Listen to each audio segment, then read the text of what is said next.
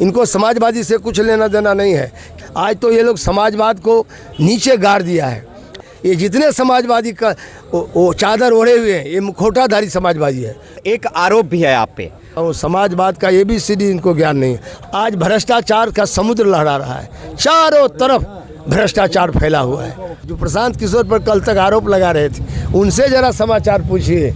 नमस्कार, जुड़िए संपूर्ण भारत न्यूज के साथ। और अभी तक आपने बहुत सारे नेता देखे होंगे, लेकिन आज मैं 125 करोड़ भारतीय का नायक दिखाता हूं, उस गरीब का नायक दिखाऊंगा। और आज मैं आपको बिल्कुल सही से दिखाऊंगा कि गरीबों का अन्नदाता है कौन। चलिए, हमारे साथ जो हैं देख सकते हैं, कर्पूरी के शिष्य और समाजवाद के सूत्रधार भी हैं हमारे साथ, देवेंद्र प्रसाद यादव जी। सर, क्या कहना चाहेंगे? दुनिया जो है 125 करोड़ के नायक को देखा, लेकिन आज पहली बार दुनिया 125 करोड़ के जो गरीब नायक हैं उनको देख रहा है। सबसे पहले इस पे कमेंट लेना चाहेंगे आपसे। मैंने 1996 में जब मैं भारत सरकार में कैबिनेट मंत्री था, केंद्रीय मंत्री, तो मैंने 2 रुपये किलो गेहूँ और 3 रुपये चावल का जो BPL के लोग हैं, गरीबी रेखा के नीचे, उनके लिए लाल कार्ड, पीला कार्ड, हरा कार्ड, जो राज्य जो रंग पसंद किया, हमने एक योजना लाया। ये लक्षित सार्वजनिक वितरण प्रणाली उस योजना का नाम था। पहले इस योजना का नाम था PDS, जन वितरण प्रणाली। उसको मैंने रिवैम्प कर दिया और बदल के रख दिया TPDS, targeted PDS focus on poor, मतलब केवल लक्षित सार्वजनिक वितरण प्रणाली। इस प्रणाली के तहत देश के उस समय 40 करोड़ लोगों को 2 रुपये किलो गेहूँ, 3 रुपये चावल का अभियान हुआ।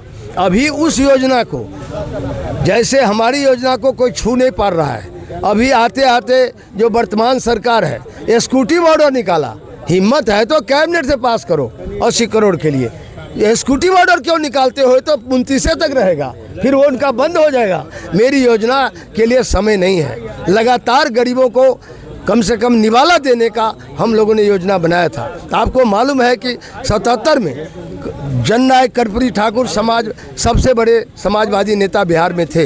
एक वक्त आया, मैंने अपने विधानसभा की सदस्यता को 3 महीने में त्याग कर दिया। क्यों? हमको समाजवाद में डॉक्टर लोहिया ने कहा था, जिसकी बहुसंख्यक आबादी है, वो कम आबादी वालों के लिए जिस दिन खाद बनेगा, उसी दिन समतामूलक समाज बनने का नींव डल जाएगा। तो मैंने नींव डालने का काम किया।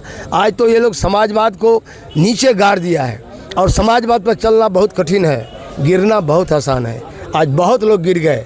ये जितने समाजवादी का वो चादर ओढ़े हुए हैं, ये मुखौटाधारी समाजवादी है। इनको समाजवादी से कुछ लेना देना नहीं है। केवल नाम लेते हैं समाजवाद का, लोहिया जी का, जननायक कर्पूरी ठाकुर का, जयप्रकाश नारायण का, अंबेडकर का। उनके नाम को केवल जयंती लेते हैं और करते हैं, पुण्यतिथि मनाते हैं। इनके विचारधारा से, आदर्श से उनको कुछ लेना नहीं है। उन सभी विचारधाराओं को इन लोगों ने ख़त्म कर दिया है। यही कारण है कि आज वैकेंसी हुई है बिहार में, जन स्वराज आया है सिद्धांत और विचार के लिए। सर, एक सवाल भी है और एक आरोप भी है आप पे, और बखूबी जो है कर्पूरी के शिष्य जो है कभी कभी परिवारवाद के खिलाफ जो है आवाज उठाते हैं, लेकिन बिल्कुल जो है कभी कभी जो है फिर उसी परिवारवाद के गाड़ी पे बैठ जाते हैं। ये बड़ा सवाल है। सर, क्या कहना चाहिए? परिवारवाद का परिभाषा शायद मालूम नहीं है। डॉक्टर लोहिया ने कहा है, डॉक्टर लोहिया का स्पष्ट है, खेती, नौकरी, राजनीति और व्यापार, एक व्यक्ति एक रोजगार। जो सभी लोग परिवार के सब लोगों को ले आएगा तो कार्यकर्ता का हक मारा जाएगा। यदि एक ही आदमी आएगा तो विरासत बनेगा कौन? कर्पूरी ठाकुर का विरासत बाद में रामनाथ ठाकुर जी बने, याद होगा। लोहिया जी का तो कोई था ही नहीं। लगातार एक व्यक्ति कोई आ जाए तो वो परिवारवाद नहीं होगा। उसके विरासत को, उनके नाम को आगे ले जाना है। समाजवाद को आगे ले जाने के लिए उनको भी अधिकार है। संविधानिक रोक नहीं है कि समाजवादी का बेटा कभी चुनाव लड़े ही नहीं, ऐसा कुछ नहीं है समाजवाद में। समाजवाद का मतलब है सबको अवसर देना है, संभव बराबरी। जितना संभव बराबरी है, संभव संबंधता है। संभव बराबरी का मतलब है समाजवाद। समाजवाद है हर तरह के जुल्म के खिलाफ मुखालफत का नाम है समाजवाद। समाजवाद का मतलब है जो सभी बिरादरी के लोग जो नीचे हैं उसको मुख्य धारा में लाना, ये है समाजवाद। समाजवाद का मतलब है 1 और 10 का अंतर। कोई आदमी को, मान लीजिए हिंदुस्तान में 5 लाख तनख्वाह सबसे बड़े पद पर 1 नंबर नागरिक को है, तो नीचे वाले को 50,000 होगा। समाजवाद कहता है 1 और 10 का अंतर होगा, ज़्यादा अंतर नहीं होगा। तो समाजवाद को समझता कि ABCD मालूम नहीं है समाजवाद का किसी को। ये समाजवाद को पढ़ना पड़ेगा। समाजवाद आचार्य नंददेव से पढ़ना पड़ेगा। समाजवाद क्या है? डॉक्टर लोहिया ने 62 में जब कहा था कि हिमालय से आप टकरा रहे हैं, तो डॉक्टर लोहिया ने कहा था 5 साल में हम चिरखा पड़ा देंगे हिंदुस्तान में। मालूम है 62 में कहा था, 67 में 9 राज्यों में सफाया हो गया जो सत्ता में पार्टी थी, और इसके बाद लोहिया जी का संविधान सरकार बन गया।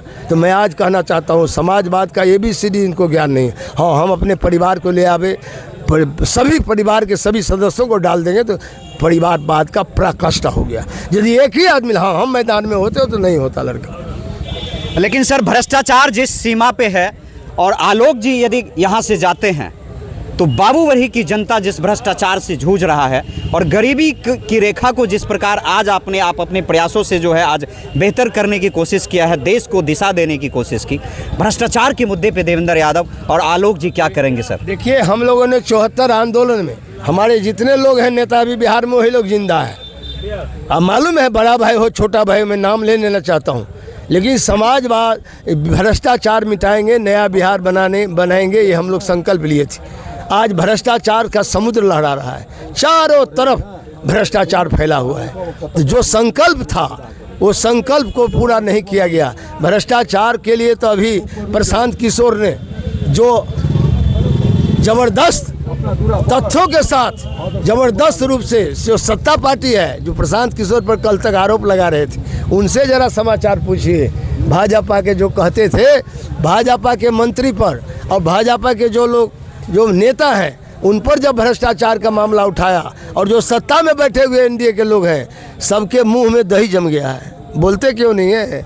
आप मैक लीजिएगा ना उन लोगों के पास, कहेगा हमको कुछ नहीं बोलना है पीके पर। ये एक बहुत अदम्य साहस की बात है कि भ्रष्टाचार के सवाल को जितनी मजबूती से प्रशांत किशोर ने इस बार उठाया है, किसी की हिम्मत नहीं है, क्योंकि स्वयं उससे सरोवर है तो उठाएंगे कैसे? इसलिए भ्रष्टाचार तभी दूर होगा। भ्रष्टाचार चलती है गंगोत्री से, छोटी नदियों में भ्रष्टाचार बाद में आती है, पहले वही भ्रष्टाचार को रोकना पड़ेगा, तभी नीचे पानी शुद्ध मिलेगा। भ्रष्टाचार ऊपर से नीचे जाती है, नीचे से ऊपर नहीं जाती है। अच्छा सर, बाबूवरही में देवेंद्र यादव को रोकने के लिए महागठबंधन के पास जो है उम्मीदवार नहीं था सर, लास्ट मोमेंट में जो है डिसीजन ले रहा था, कोई तैयार नहीं हो रहा था।